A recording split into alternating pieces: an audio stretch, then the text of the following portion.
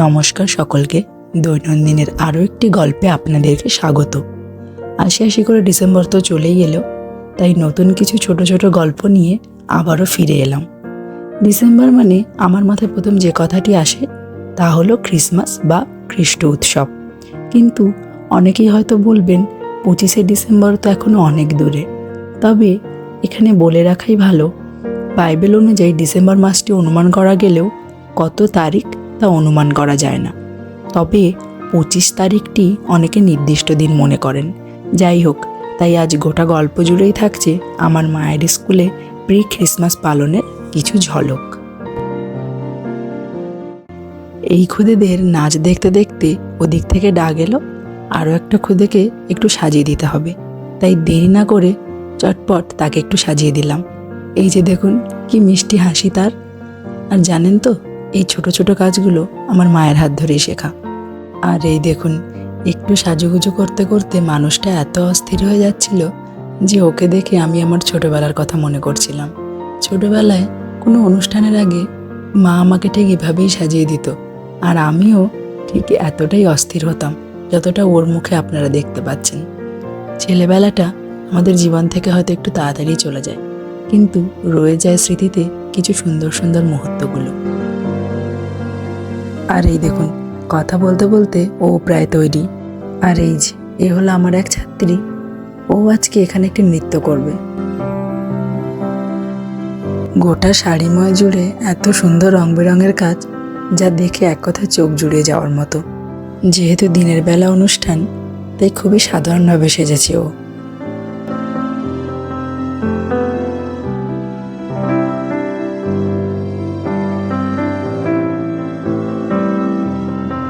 পড়ালেখা বা খেলাধুলার পাশাপাশি নাচ গানেও ও সমানভাবে পারদর্শিনী। এক কথায় অসামান্যার থেকে কম কিছুই নয়। আজ অনেক কষ্টে অনুষ্ঠানের ভিডিওগুলো করার অনুমতি পেয়েছি, শুধুমাত্র এই সুন্দর মুহূর্তগুলো আপনাদের সাথে ভাগ করে নেব বলে।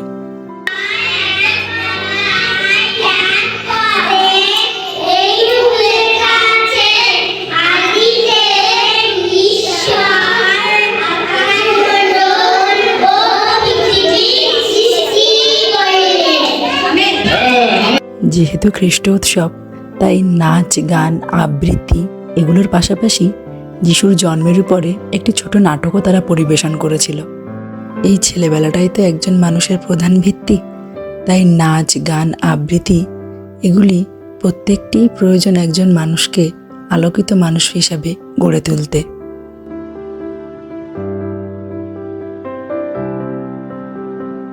যে কথাটি এখানে না বললেই নয় তা হলো, এরা প্রত্যেকে বাঙালি পরিবারের ছেলে মেয়ে। তাই আমার বাংলা তথা ভারতীয় সংস্কৃতির মাহাত্ম্য যদি বিদেশে হতে পারে, তবে আমার বাংলার মাটিতে বিদেশি সংস্কৃতির মাহাত্ম্য নয় কেন? দিন শেষে সবই তো এক একটি আনন্দের চাবিকাঠি। তাই হিংসা বিবাদ ভুলে গিয়ে মেতে উঠুন এই খ্রিস্ট উৎসবের আমেজে। আর এই দেখুন, আশা করছি এটি আপনারা সকলেই চেনেন। এটি হচ্ছে ক্রিসমাস ট্রি, অর্থাৎ এই গাছটিকে যীশুখ্রিস্টের জন্মের প্রতীক হিসেবে চিহ্নিত করা হয়। এই আর্টিফিশিয়াল গাছটাকে খুব সুন্দরভাবে সাজিয়ে গোটা ডিসেম্বর মাস জুড়ে নিজেদের ঘরে এইভাবে রাখা হয়। দেখেছেন দেখতে কত সুন্দর লাগছে, যেন চোখটা জুড়িয়ে গেল এক পলকে।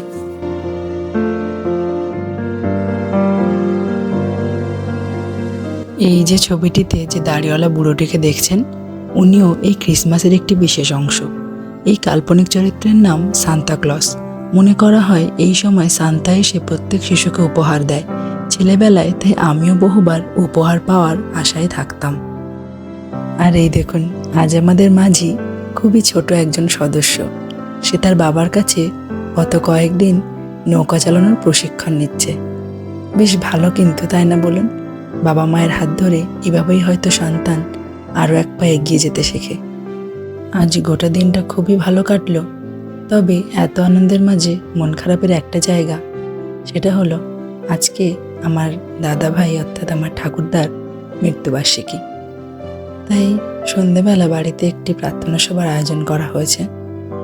এভাবেই কত সূর্য অস্ত যাবে, আর এভাবেই কত সূর্য উদিত হবে, কিন্তু নিজের কাছের মানুষগুলোর স্মৃতি জীবনের শেষ সময়টুকু আপনার সাথে থেকে যাবে। এই যে ছবিতে যাকে দেখছেন, ইনি হলেন আমার দাদাভাই, অর্থাৎ আমার ঠাকুরদা। সন্ধ্যের সময়টুকু খুব সুন্দরভাবে কাটিয়েছি। দেখতে দেখতে গত 5টা বছরে আমরা ওনাকে হারিয়েছি, কিন্তু এই 5টা বছরের মধ্যে ওনার আদর্শ, ওনার ভালোবাসা সব কিছুই আমাদের সাথে সবসময় ছিল, আর আশা করছি ভবিষ্যতেও থাকবে।